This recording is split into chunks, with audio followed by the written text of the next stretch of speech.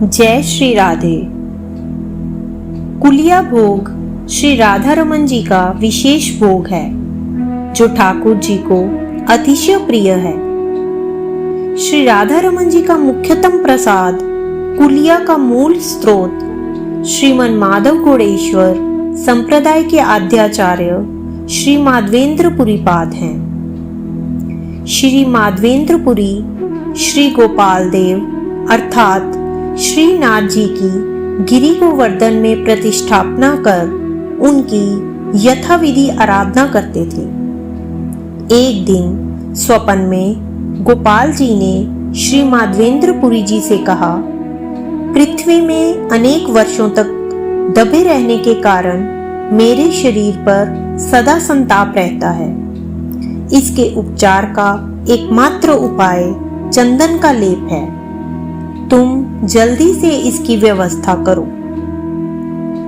ये स्वप्नादेश प्राप्त कर अपने आराध्य श्रीनाथ जी की सेवा संचालना का भार 2 ब्राह्मण शिष्यों को सौंपकर पुरीपाद अनेक प्रांतों में भ्रमण करते हुए उड़ीसा प्रांत के रेमुना क्षेत्र पहुंचे। वहां के प्रधान श्री गोपीनाथ विग्रह के दर्शन कर पुरीपाद अत्यंत आनंदित हुए। वे प्रतिदिन मंदिर प्रांगण में भाव विभावित हो गोपीनाथ जी के दर्शन करते। उन्हें गोपीनाथ जी में अपने आराध्य श्रीनाथ जी दिखलाई देते।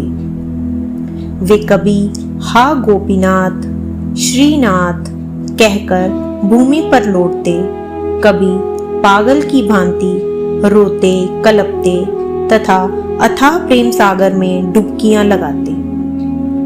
उन्हें श्री गोपीनाथ जी की सेवा विशेष रुचिकर प्रतीत हुई। वे अपने श्रीनाथ जी की सेवा भी इसी भांति से करना चाहते थे।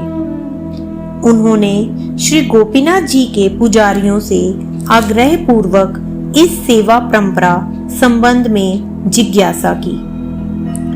इसी संबंध में उन्हें ज्ञात हुआ कि प्रतिदिन गोपीनाथ जी को मिट्टी के पात्रों में खीर सा भरकर 12 अमृत केलियों का भोग लगता है। उनके मन में भी अपने गोपाल को अमृत केली का भोग लगाने की उत्कंठा जागृत हुई। इसका यदि एक कण मात्र प्रसाद का अंश मुझे मिल जाता तो मैं भी देखता कि इसका स्वाद कैसा है। यह भी भावना उनके हृदय में उठी। किसी भी प्रकार की कामना का उदय सन्यासी के लिए सर्वथा अनुचित है। वे मन मसोस कर रह गए, पर भक्त की भावना भगवान से छिपी ना रही। गोपीनाथ जी ने भोग के पश्चात उसमें से एक अमृत केली चुराकर अपने आंचल में छिपा ली। इधर श्री पुरीपाद एक निर्जन स्थान में बैठकर उच्च स्वर से, हे दीनानाथ श्रीनाथ, मैं कब आपकी उस रूप माधुरी छटा को मन प्राण भरकर देखूंगा। ये हृदय आपके दर्शनों के लिए उत्कंठित है।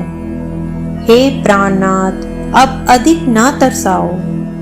एक बार दर्शन दे, मेरे तन मन की तपन मिटाओ। ये कहकर रोने लगे। भक्त की आर्त स्वर की झंकृति ने भगवान को झकझोर दिया। वे अब और ना रुक सके। तुरंत पुजारी को स्वप्न में कहा, मैंने एक अमृत केली चुरा कर रख ली है, उसे द्वार पर बैठे सन्यासी को दे आओ। ये कहकर गोपीनाथ जी अंतर्हित हो गए। पुजारी उठा और स्नान कर मंदिर में पहुंचा। वहां गोपीनाथ जी के वस्त्रांचल में छिपी एक अमृत केली ले श्री माधवेंद्रपुरी पाद जी को दे दी। पुरीपाद गोपीनाथ जी का अनुपम अनुकंपा प्रसाद प्राप्त कर पुलकित हो रोने लगे। उन्होंने प्रणति पूर्वक प्रसाद का एक कण मात्र ग्रहण कर मिट्टी के पात्र को धो अपने वस्त्रांचल में बांध लिया, जिसका वे प्रतिदिन एक कण प्रसाद के रूप में ग्रहण करते थे।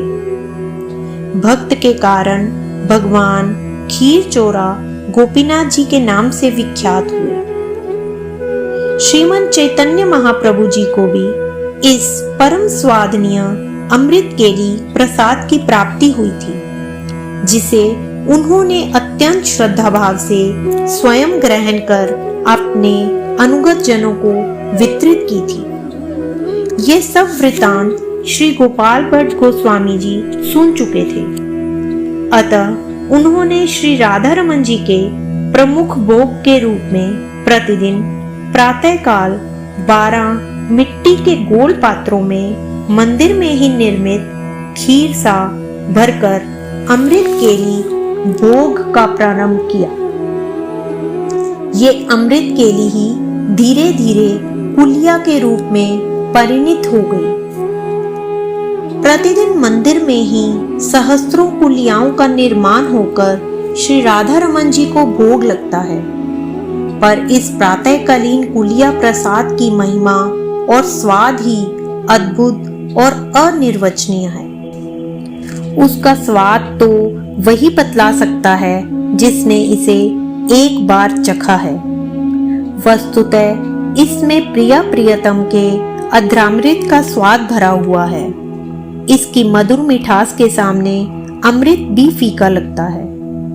इसका निर्माण केवल मंदिर में ही होता है, अन्यत्र नहीं।